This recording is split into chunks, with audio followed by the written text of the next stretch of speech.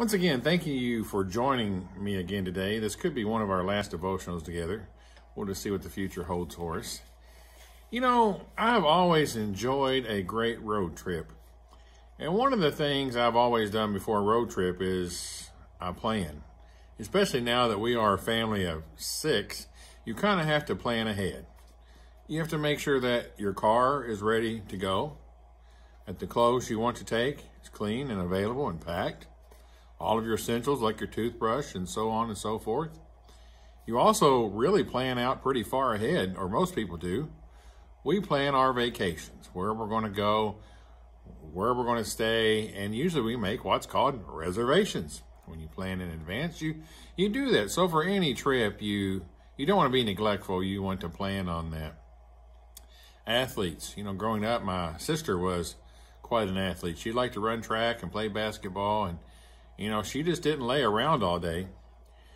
She tried to remain physically active, and her coaches had her do certain activities that kept her strength up in whatever areas she needed to be strong in for whatever activity it was.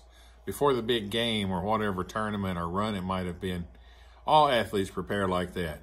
If you're neglectful, if they're just sitting on the couch, well, you're obviously not going to compete that well. I know a lot of athletes will watch videos, say if they're of their opponent's past performances, or videos of themselves of where they played in the past or how they can make themselves better. They don't neglect that. They want to be prepared for that. That's kind of what I want to talk to you about today. Is maybe one of our final topics. I want to talk to you about a sin that really could be potentially quite dangerous.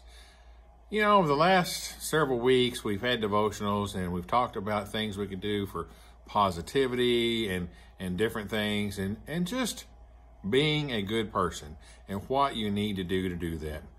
Well, those things take a little motivation. They take a little strength and they take a little effort. What I want to talk to you today is one of the most dangerous sins of all. It's neglect. It's easy to neglect things. I can tell you what, my own self, sometimes I plan to do certain things, or I want to take care of certain things, or in my case, I always plan to exercise, and I'm always very neglectful of doing so. It's easy to neglect doing things. The Bible is full of examples of being neglectful. In the old law, sometimes the old law, we think about the old law as being a law of saying, thou shalt not. But the gospel, or the good news, is a way that tells us thou shalt. As I've talked to you the last few weeks, we need to do certain things. I can tell you there are a lot of sins. There's murder, cheating, stealing, lying. All of those sins are sins of commission. Means you must do something to have made that sin. Maybe if we're just not a good person, if you're not full of positivity, or if we're rude or mean or not representing Jesus, we may be committing different sins of commission along the way. But neglectfulness is a sin of omission.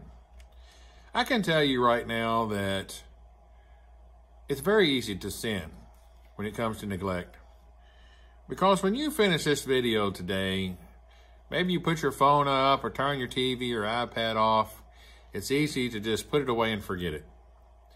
Maybe you don't look at your Bible study materials. Maybe you don't attend church very faithfully. You're neglecting to do so because there's other things in your way. Maybe you have hobbies or activities that keep you from doing that. Or maybe in the last few weeks during this particular virus, you've just become apathetic to things. We don't need to neglect anything. When you turn this video off, just think about that. The easiest way to avoid doing anything is to do nothing. That's how you can fail today, is to do nothing.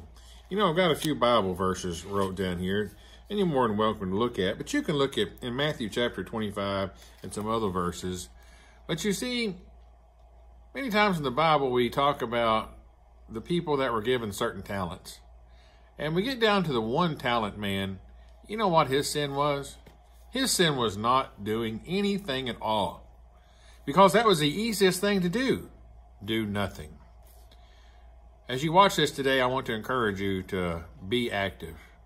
Not just physically or mentally, but when it comes to Christianity and to Christ, you need to be active.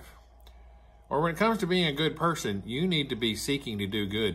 If you've noticed my last several lessons talking about doing good for other people and whatever it may be, those are things we need to be doing. It's easy to turn this off and do nothing. You know, sometimes being active isn't without risk, or helping others isn't without some risk. But you know, Christ took a lot of risk by coming here, and we all know how that turned out. But if you remember from the last video, we have a hope and an opportunity and a peace that passes all understanding. The one thing I want to leave you with is I'm not very artistic. I'm really not that talented in anything at all. Maybe about making jokes and trying to be humorous. But we have a lot of talented men and women both here in this church community we're in, especially here at South Trail. And I wanted to leave you with what's on the wall here. If this is our final thoughts for a devotional, let it be that. If you look up there, it says, you are loved. You are amazing. You are unique. You are precious. You are kind. You are special. You are important. Listen, sometimes we just need that reminder. It's not that anybody's going to look to tell us that every day. If you want to do something today to not be neglectful, you let somebody know. You maybe tell somebody that they're loved, or that they're amazing, or that they're precious, kind, or unique.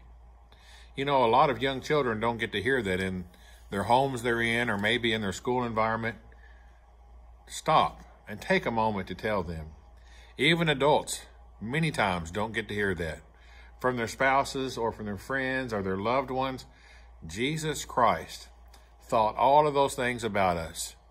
He thought that we were so special and we were so loved and so important that he gave his life for us. Don't neglect your salvation, and do not neglect your relationship with Christ. If you have any questions or comments or in need of any help, please let us know here at South Trail. We'll be more than happy to help you in any way that we can. I'm Craig Embry with South Trail Church of Christ. Thank you.